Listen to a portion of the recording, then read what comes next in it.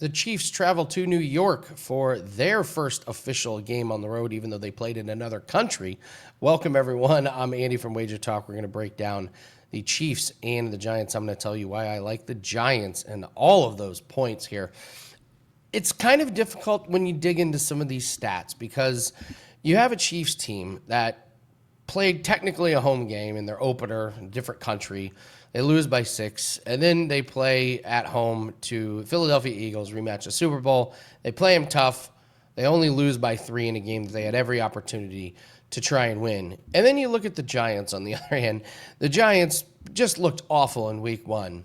And you say, well, was that because it was Russell Wilson's first game with the Giants? Because week 2, they get the gift of playing the Dallas defense. And I think these numbers get really, really skewed because of that game. Because of that game, the Giants on paper have one of the best passing offenses in the league. Do we really believe that's sustainable for the rest of the season? Probably not. Another stat that I look at is the defense in rushing. Giants giving up 5.9 yards per carry. It's awful. It's second worst. Congratulations if you knew that Buffalo was the worst team at yards per carry.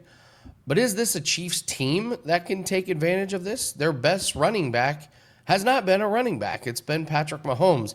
So is this an area that the Chiefs can exploit? When we look at overall defense, I think it's pretty obvious that we would say that the Chiefs have been better.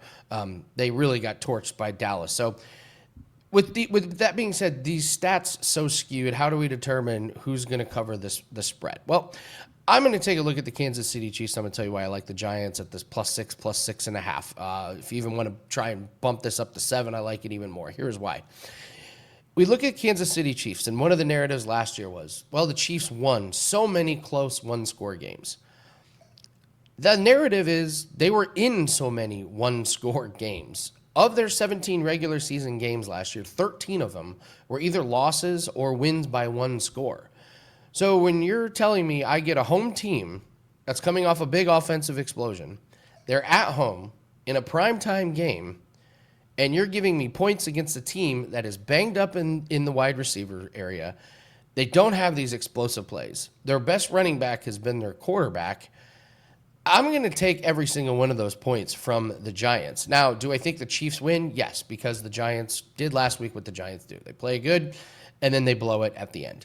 So I think the Chiefs are going to squeak out a close one, but I would lean for this to be a pretty close game. The Giants do have a very good defensive line, but I just don't see Andy Reid and Patrick Mahomes going 0-3. Now, the fatigue with them and all of the extra football they played in the postseason looks to be very, very real. However, losing a very close one to the Chargers, losing a very close one to Philadelphia does not mean that stick a fork in him, this team is done. I think they get back on track with the win, but I think this Giants team, and don't forget, Russell Wilson is fighting for a job, auditioning for another team. The Giants know that Jackson Dart is going to get playing time.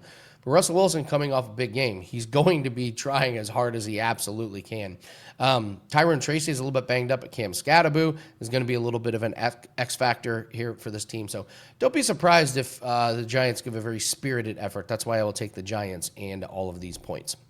If you guys could do me a favor real quick, hit the like button and please leave me a comment. Tell me what you think of this game. I love reading these comments. I love seeing props that are out there. I'm recording this on Friday. We don't have a lot of props because of the Xavier Worthy situation. Again, it's another reason why I like the Giants to cover.